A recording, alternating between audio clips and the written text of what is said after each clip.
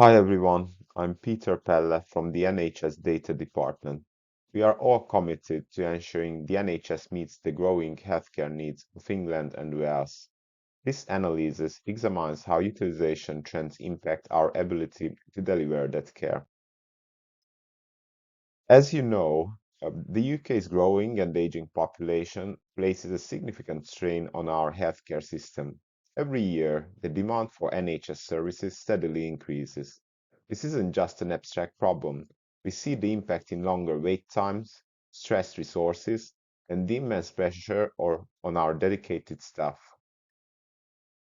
To tackle this challenge head on, we need clear, data driven insights. Gut feelings and assumptions aren't enough when it comes to optimizing a system as complex as the NHS.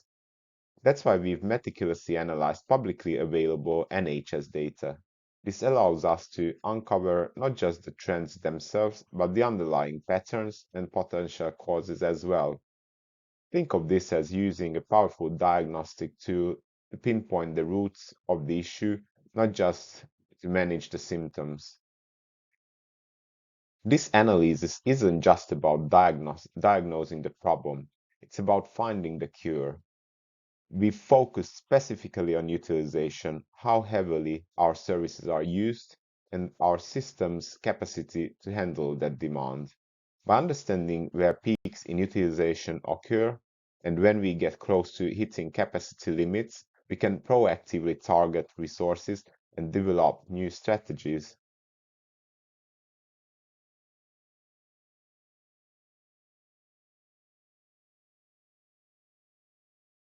These charts confirm what we may intuitively know.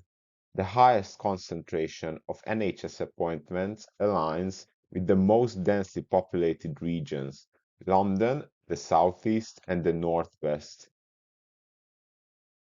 This isn't just about numbers, it's about people. These regions are where the greatest strain on our resources occur. Every chart and data point represents patients needing care. If we fail to adapt, the consequences are clear: longer wait times, potential delays in critical treatment, and staff stretched to their limits in these areas. Targeted action is essential. This data demands that resource allocation and staffing models must prioritize London, the South East, and the North West. Patient outreach is crucial. Could we explore ways to proactively manage demand in these regions, potentially through private healthcare suppliers, for example?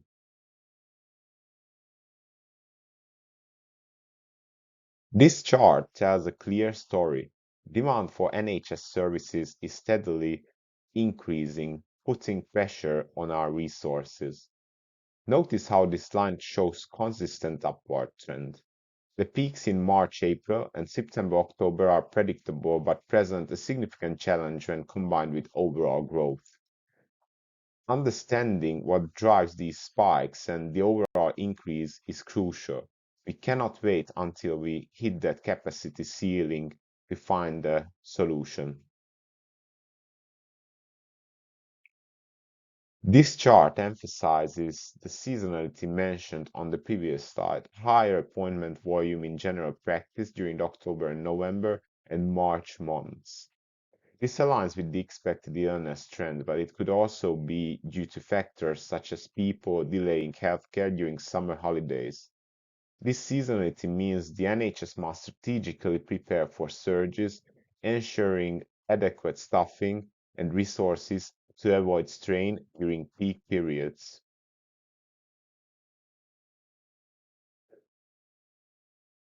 This chart paints a concerning picture.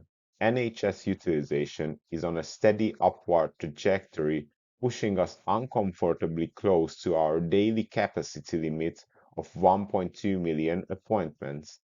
While the system isn't failing today, this trend is a flashing red light. It signals a future where patients will face longer waits and the quality of care could suffer due to strain on our resources.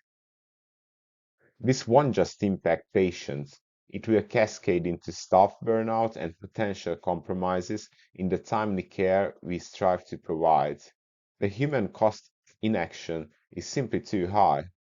We must shift from reactive to proactive.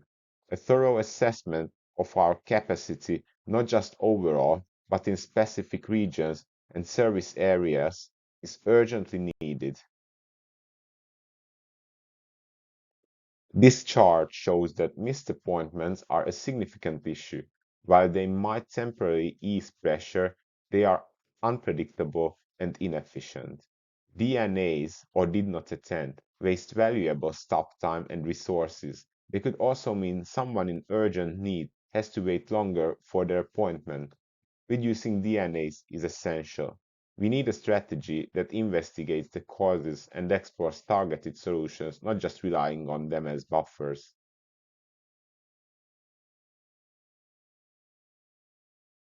Social media platforms like X, or formerly called Twitter, offer a vast real-time stream of public conversations. While not the perfect representation of everyone analyzing what people say about the NHS, they can still reveal valuable trends. By filtering out generic terms, we can focus on specific topics that are top of mind for those actively engaging in NHS-related discussions. So the most frequently used generic terms which were filtered out from the top 10 most frequent hashtags were health and healthcare. Let's look at the top 10 hashtags now. We see significant interest in medicine, both in terms of advancements and careers within the field. This underscores the public's fascination with healthcare innovation. Hashtags like AI and digital health highlight the growing awareness of technology's role in transforming patient care.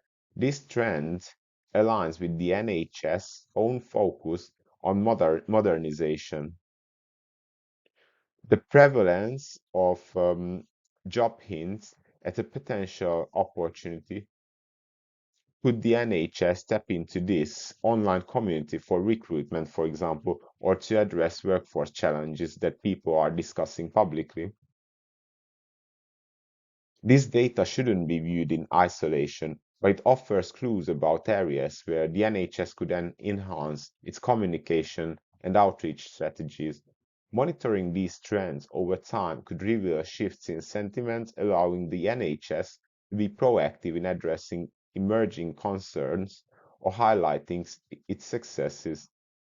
Imagine using targeted social media outreach to share information on digital health initiatives or showcase career opportunities to those actively using the job hashtag. Ultimately, social media listening is another tool to help the NHS stay connected to the public it serves.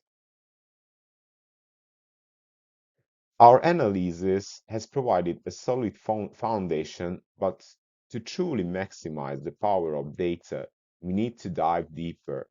There are even more actionable insights waiting to be uncovered.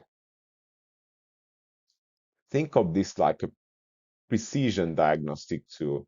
By getting into granular with peak periods, deciphering that unmapped data, and pinpointing why appointments are missed, we can target resources with surgical precision. This isn't just about fixing problems as they arise, it's about proactively optimizing the system to prevent strain in the first place. Understanding patient behavior is key. Analyzing missed appointments isn't about blaming patients. It's about identifying systemic or logistical barriers that prevent them from getting the care they need. Patient surveys add an invaluable layer. Imagine getting direct feedback on whether reminder systems are effective or if transportation issues are a factor. Through tracking regional illness trends helps us anticipate seasonal surges, for example. Could socioeconomic data illuminate disparities in access that impact demand? This broader perspective ensures we are leaving no stone unturned. Our analysis paints a clear picture. The NHS facing rising demand, uneven regional strain, and seasonal challenges. Doing nothing means longer wait times, potential compromises in care quality, and burnout of staff. We must target resources, increase capacity strategically, and develop flexible staffing models specifically designed to handle peaks. Thank you for your attention. Let me know if you have any questions.